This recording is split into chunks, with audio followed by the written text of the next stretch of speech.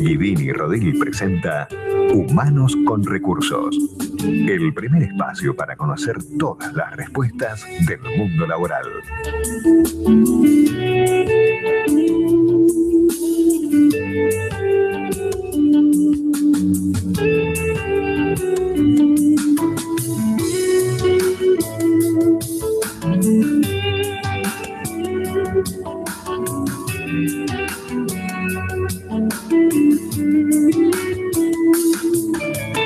Bienvenidos en este 17 de agosto a una nueva edición de Humanos con Recursos. Buen día, Matías. Buen día, Cecilia, ¿cómo estamos? Muy bien, ¿cómo va? Bien, muy bien. ¿Bien? Bien, de regreso, ¿no? Nuestro espacio habitual de todos por supuesto. De todos los miércoles para repasar todo lo que tiene que ver con el mundo laboral. Claro. Siempre con nuevas propuestas, nuevos ángulos para seguir entendiendo este contexto, ¿no? Del trabajo donde a todos nos afecta, nos llega. Y bueno, también para más adelante la oportunidad laboral, la búsqueda de empleo. Todo esto es parte cada miércoles de la edición de este ciclo 2016 de Humanos con Recursos, en cada mañana de los miércoles en Millennium. Estamos contactados, no solamente a través de la radio, donde nos escuchan, por supuesto, también pueden ver lo que pasa en este estudio en este momento de Humanos con Recursos, porque ingresando allí a YouTube, por streaming en vivo en el canal Guidini Rodil, bueno, tienen la posibilidad de escuchar y de ver el programa de radio, ¿por qué no?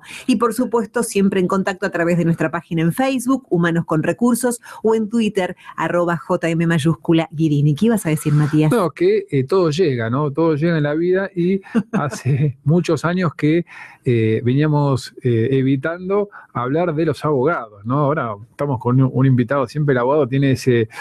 No, están en todos lados. Están en todos lados, pero lo cierto es que desde nuestro lugar nos faltaba abordar un poco la problemática de cómo es el desarrollo profesional de un abogado, con las distinciones que puede haber. Bueno, y por eso hoy en Millennium nos acompaña, como todos los miércoles en Humanos con Recursos, un invitado que justamente es un abogado para hablar de ese tema. Y es ese abogado que hoy nos acompaña, Alejandro Andrelich, como se debe pronunciar correctamente, de acuerdo al origen de este apellido. Él es director de Asuntos Corporativos, exteriores y legales para la Argentina y para Uruguay también, ni más ni menos que de Microsoft. Así es. Y está con nosotros. ¿Cómo andas, Alejandro? Buen día, Matías. ¿Qué tal, Cecilia? Buen día a toda la audiencia de Millennium. Bueno, un poco, Alejandro, como decíamos, un poco en chiste, pero también con algo de razón, es entender cuáles son las opciones de desarrollo profesional de un abogado, sabiendo que vos comenzaste tu carrera trabajando en un estudio, ahora estás en una empresa como Microsoft. Bueno, ¿cuáles son esas opciones que tiene un abogado que se recibe de la facultad? Mira, las opciones son enormes. La verdad que, primero que nada, creo que tenés que tener vocación por las relaciones humanas. Creo que el tema de las ciencias sociales tiene que estar muy, muy presente en el ADN de alguien que va a ejercer como abogado después. Pero la verdad es que una vez que tomás la decisión de ir para el lado de la abogacía, los caminos que se te abren son innumerables. De hecho, si me pongo a hacer memoria, la cantidad de materias especiales sobre ramas distintas del derecho que tuve en la facultad son más de 20, y la verdad es que a veces uno arranca por uno de los caminos, trabajando en un estudio o en tribunales o en una empresa, y la vida te va llevando por caminos que a veces no te imaginás que vas a transitar cuando arrancás esta carrera, y la verdad que con múltiples alternativas y múltiples desafíos, dependiendo del camino que uno agarre. Y vos ahí bien diste a conocer lo que pueden ser los primeros 3 caminos, ¿no? Esta situación, nosotros hacíamos una encuesta, como siempre, en nuestro Twitter, Cecilia, sobre dónde, de alguna forma, buscando la polémica, ¿no? Pero ¿dónde están los mejores abogados, ¿no? Si están en los estudios, en las empresas o en el Poder Judicial. Y la respuesta es abrumadora a favor de los estudios, ¿no? 60-65%. Pero más allá de esta anécdota, Alejandro, son estos los 3 caminos iniciales que alguien puede pensar, ¿no? Son algunos de los caminos, te diría. Bueno, se ve que en la audiencia de Millennium hay muchos abogados de estudios claro. o parientes de abogados de estudios que hacen fuerza por ellos. La verdad es que yo creo que hay excelentes profesionales en cada uno de los caminos. No tenemos, creo que, estereotipar unos por sobre otros, incluso cuando uno habla de estudios, hay estudios y estudios. Claro, porque hay estudios muy grandes, los principales, que ¿cuánta gente pueden dar? 300 personas. Sí, en algunos más inclusive, eso hablando de Argentina, y fuera de Argentina hay estudios globales que tienen más de 1000 abogados incluso. Así que absolutamente. Y vos, también esta invitación cabe porque tuviste una experiencia de ¿cuántos años en un estudio, más o menos? Y en estudios, si acumulo la experiencia, fueron 22 años. Bueno, y ahora estás hace 3 o 4 en una empresa. Estoy hace casi 3 años en Microsoft, exactamente. Y vamos a ir por lo positivo. ¿Qué tomás de bueno, o sea, de cada uno? Decís acá, si vamos más para esto, ¿qué ves como cosas a favor de cada opción? Mira, yo arranqué, vamos a la etapa de estudios, yo arranqué cuando recién me estaba recibiendo, ahí uno tiene ese conflicto de si no tiene experiencia rápido, no lo van a tomar después en una posición importante a la que uno quiera aspirar. No sé si realmente es el camino a apurarse tanto, pero bueno, fue un hecho y arranqué en un estudio muy, muy chiquito, haciendo procuración en tribunales, como arrancamos muchísimos de los abogados, y la verdad es que ahí me agarró un conflicto vocacional enorme, porque... ¿Te arrepentiste de haber estudiado Derecho, no? No. A ver, en alguna medida sí, pensando que el Derecho era solamente el hacer tribunales y el ejercer en un estudio que litigaba. Y ahí sí, les confieso que me agarró un tema vocacional grande, porque digo, pucha, esto quizá no es aquello a lo que yo aspiraba en el momento que empecé a estudiar. Pero ahí después empecé a dar cuenta, haciendo mi due diligence, que había otras alternativas. Y de hecho, al terminar la facultad, tengo la posibilidad de ser entrevistado para uno de los estudios que en ese momento se estaba perfilando como boutique en temas financieros y de mercado de capitales. Entré sin saber muy bien de qué se trataba y ahí fue donde arrancó mi carrera en el mundo corporativo. Entonces, el estudio de alguna manera sirve como para hacer esas primeras armas, aprender. Es donde uno tal vez, vamos a ponerlo de manera elegante, Cecilia, trabaja más de lo que tal vez uno hubiera querido, aprende, paga un poco el costo, no sé si natural, ¿no?, de aprender. Pues, miren, puede ser en el caso de algunos estudios, pero creo que depende del estudio, depende de la empresa y depende de la experiencia. Quizá sí, el estudio tradicional ha dado semillero de profesionales que después se catapultan hacia otras áreas del derecho, pero les diría que de vuelta, creo que no se trata de armar estereotipos y pensar hay que arrancar en un estudio para después pasar a una empresa o pasar a la justicia o pasar a la política incluso, que ha sido camino natural para muchos abogados. Creo que cada uno va armando su historia, su recorrido, y que una opción es tan válida como otra. Pero sí, claramente, trabajar en un estudio es un muy buen semillero para lo que viene después. Y hagamos un poquito, rebobinemos para la época de la facultad, ¿no? ¿Cuán importante o decisivo o cuánto pesa tal vez la universidad donde uno elige para estudiar, ¿no? Porque está la Universidad de Buenos Aires, que entiendo es tal vez uno de los más importantes, con más prestigio, pero también hay otras universidades privadas, pero también desde el desconocimiento, digo, bueno, el derecho son códigos, ¿hay diferencia o en realidad no juega tanto? Mira, yo creo que de vuelta depende mucho más de la historia personal de cada uno y de cómo uno encare su carrera y su época de aprendizaje en la facultad, el sacarle más o menos el jugo a las oportunidades que la universidad da. Yo creo que más allá del aprendizaje enciclopedista que uno pueda recibir en la facultad, es mucho más importante el hecho de que la facultad te dé herramientas para aprender a razonar jurídicamente, para poder adquirir un criterio jurídico y para saber el día de mañana hacia qué lado tenés que ir cuando tenés que resolver un caso concreto de tu cliente, sea tu cliente trabajando en el estudio o tu cliente interno dentro de una empresa. O sea, más que aprenderse un artículo de memoria, el criterio.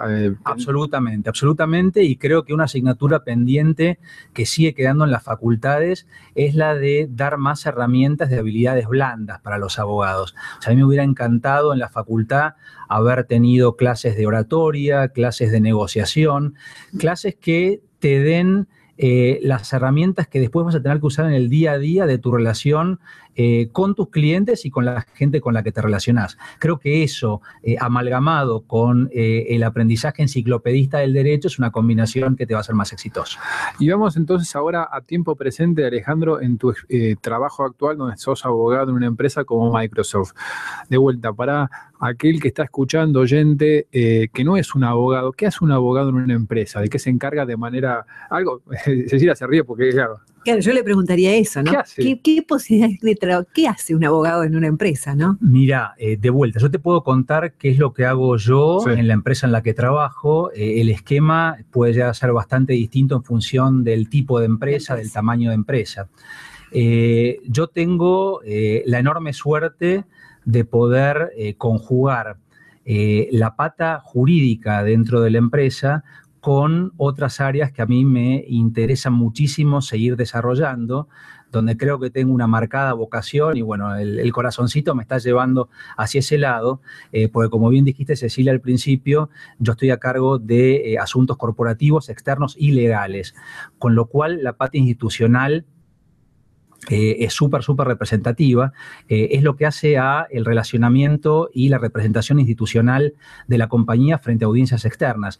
Es algo así como el embajador de la compañía frente a distintas audiencias que pueden ser gobierno, pueden ser cámaras profesionales, asociaciones profesionales, puede ser la misma comunidad en lo que hace las acciones de responsabilidad social y también dentro, digamos, de la actividad que tengo de coordinación del grupo legal, tengo a cargo los temas de compliance legal dentro de la empresa. O sea, más allá del cumplimiento de la ley, que la tenemos que dar por presupuesto, el cumplimiento y la ejecución de las políticas internas que tenemos en la compañía. O sea, no es que solamente el abogado está ahí con el código leyendo, desentrañando casos, sino que hay una opción, en este caso tuya, pero también de otras empresas, de exposición y relacionamiento con la externo, ¿no? Absolutamente, y en el caso de la compañía estás muy cerca del negocio, tus clientes son la gente del negocio de la compañía, y legales y asuntos corporativos es un área que corta transversalmente a todas las unidades de negocio que tiene la compañía. Eso es algo así como el Trusted Advisor del negocio. Y sería como, para resumir esta parte y cerrar, esa sería la gran diferencia entre la empresa y el estudio, ¿no? La empresa, de una manera, es la que, siendo abogado, podés ver toda la situación, todo el caso, tomar la decisión, y en el estudio, estás de alguna forma recomendando para que otro tome la decisión.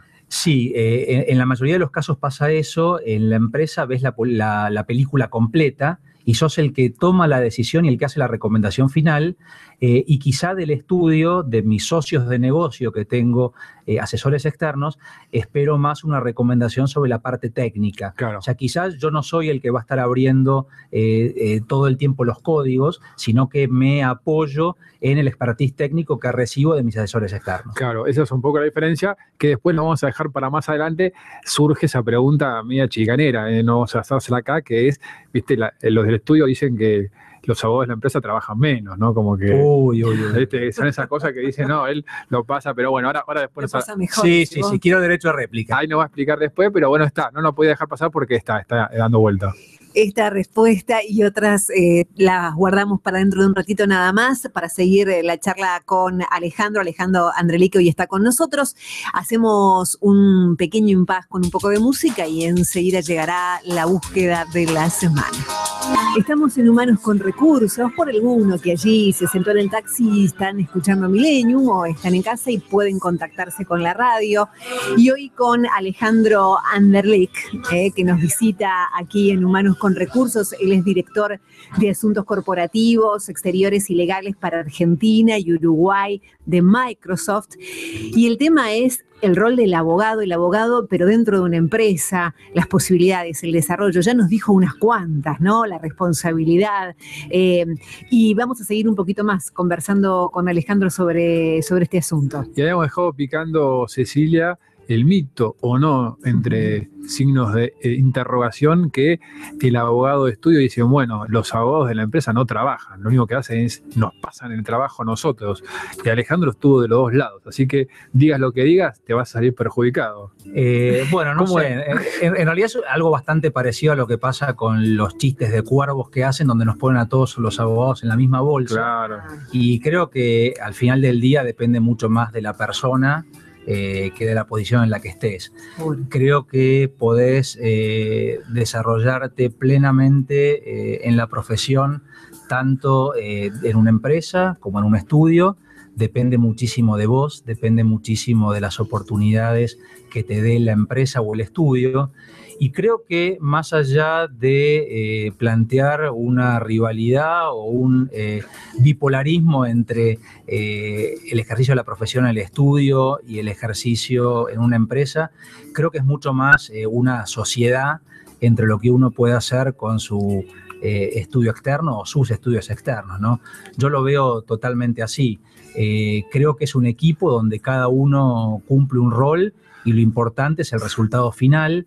Quizás, como comentábamos antes, te apoyes bastante más en lo técnico, en lo que pueda hacer el estudio externo que tenés contratado, pero no deja de ser un equipo donde si no funciona bien cada instrumento de la orquesta, la música que se toca no está buena. Y vamos haciendo un par de cortitas. ¿Qué pasa con el tema de las especializaciones, ¿no? Porque en el derecho surge mucho esto de que penal, tributario, no sé, laboral, contratos. Digamos, ¿vos lo recomendarías en términos de, bueno, hacerte especialista en esto, o cuando pasás a una empresa sos un poco más generalista?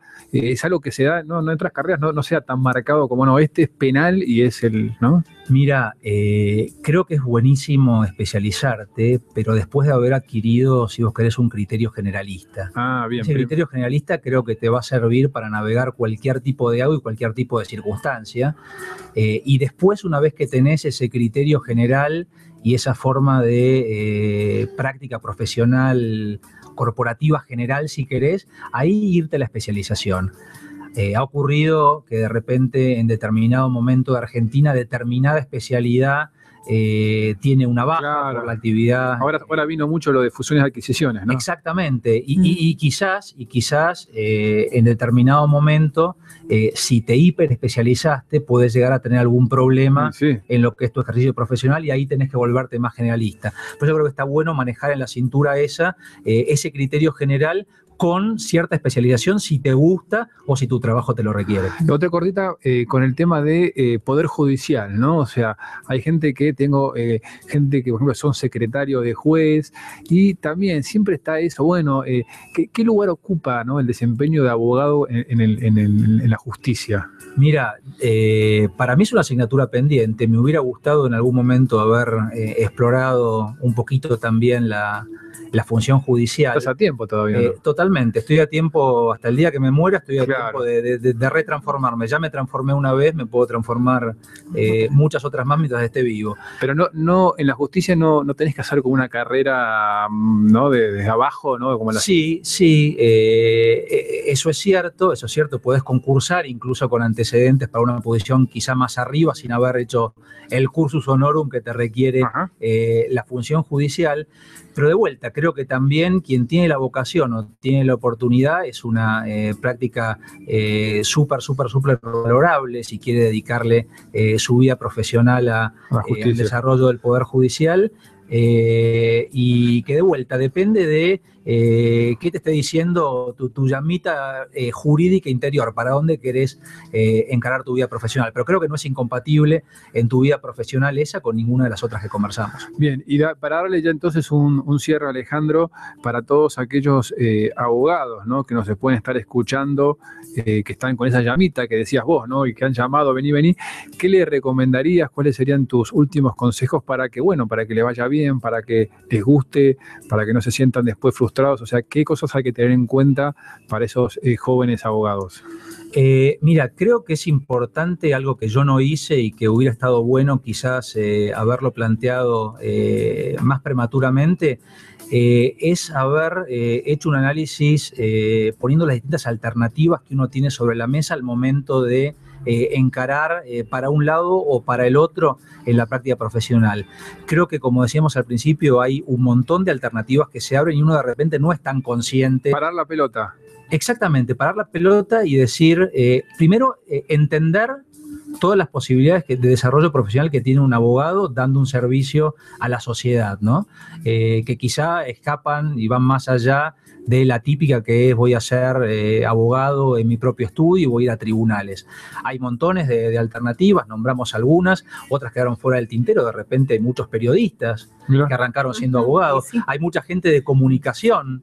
Hay mucha gente de comunicación que tuvo su paso por recursos humanos. Recursos humanos también. De hecho, uno ve en empresas como gente que arrancó en la parte de legales, terminó en recursos humanos o hasta en ventas. Están por todos lados. Y sí. Yo te lo dije al principio. Anda a negociar con ese vendedor. Anda a negociar con ese vendedor. Sí. Entonces, parar la pelota, evaluar opciones, es algo para tener en cuenta si estás estudiando la carrera de Derecho, como que no te lleve la marea. Sí, y también darte cuenta que si agarrás para ese lado, después no es que no podés torcer sobre la marcha. La vida es larguísima, la vida profesional es larguísima, y la verdad es que a veces surgen oportunidades que uno no se había previsto y a veces también es dejarse sorprender por posibilidades que surgen en la vida. Bien, bueno, cumplimos esta asignatura pendiente que teníamos, Cecilia, y sobrevivimos, no, bueno, en chiste, de estar con con un abogado para entender un poquito estas múltiples opciones que se dan en el desarrollo profesional. Ya vimos en las empresas, también en los estudios, también en la justicia y dentro de las empresas con estas diversas ramificaciones que uno puede considerar y más en el día de hoy y futuro que se van dando como tienen que ver con todo lo que tiene que ver con asuntos regulatorios y demás. Así que bueno. Hemos cumplido con los abogados. Así es. Así que bueno, muchas gracias Alejandro por acompañarnos. Y bueno, nosotros, Cecilia... Nos reencontramos la semana próxima. Exactamente. Por supuesto. Con nuevas alternativas que tienen que ver con el mundo laboral. Así es. Por supuesto, siempre antes de cerrar, les recuerdo que la oportunidad de hoy, las que compartimos cada miércoles en Humanos con Recursos, las pueden encontrar en www.guiriniderodil.com. Y así estaremos delante de un nuevo episodio de este ciclo de Humanos con Recursos en Millennium. Esto fue Humanos con Recursos. Sumate a nuestro canal de YouTube de Guidini Rodil para seguir conociendo todas las respuestas del mundo laboral.